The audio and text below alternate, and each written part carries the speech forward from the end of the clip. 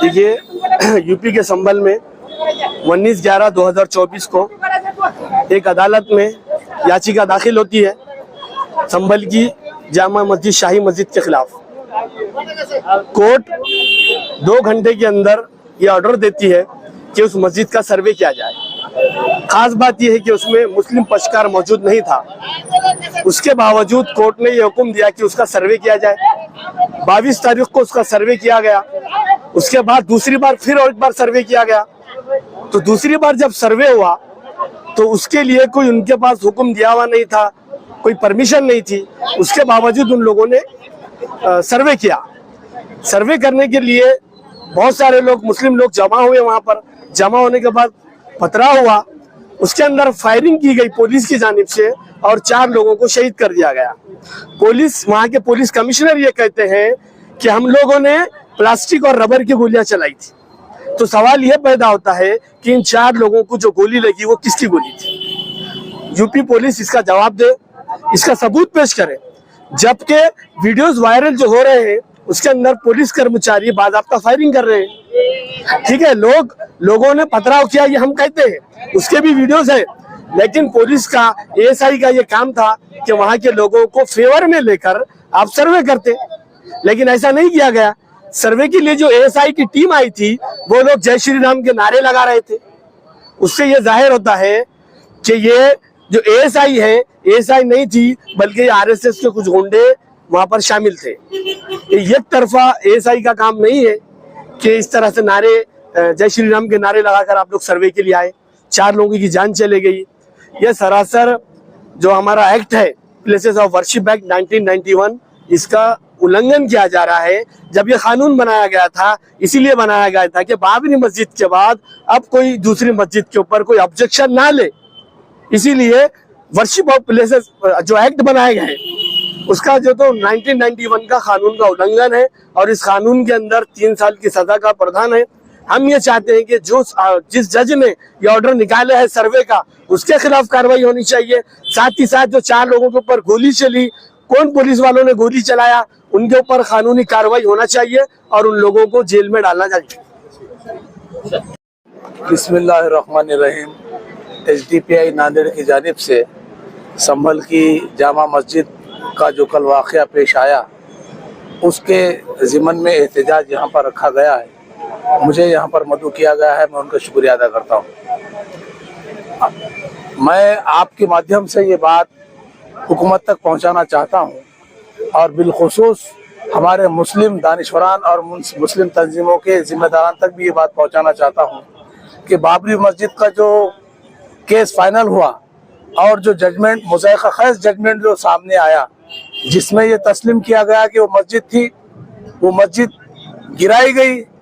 जब इसको एक्सेप्ट करने के बावजूद आस्था की बुनियाद पर जब फैसले होने लगते हैं तो फिर नाइंसाफ़ी की को कोई नहीं रोक सकता और एक के बाद एक ये नाइंसाफ़ी पर मबनी ये फैसले आते जा रहे हैं। मुसलमानों को कहीं ना कहीं ठहर कर सोचने की ज़रूरत है कि जिस तरह अदलिया, पुलिस और हुकूमत मिलकर मुसलमानों की इबादत गाहों को और मुसलमानों के जायदाद को बुलडोज किया जा रहा है, इबादत गाहों को निशाना बनाया जा रहा है, ये एक मुनज़्ज़म साजिश का एक नतीजा है, ये एक मुनज़्ज़म साजिश है।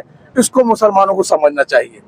मैं आपके माध्यम से यहाँ के जो इंसाफ पसंद हिंदू भी है और मुसलमान भी है, दोनों से ये अपील करना चाहता हूँ कि ये मामला अब रुकने चाहिए। कल जो वाक़या पेश आया उसमें 5 बच्चों को शहीद कर दिया गया है और ये कोई सडन कोई एक्शन नहीं लिया गया, बल्कि ये मुसलमान 5 बच्चों का मर्डर है।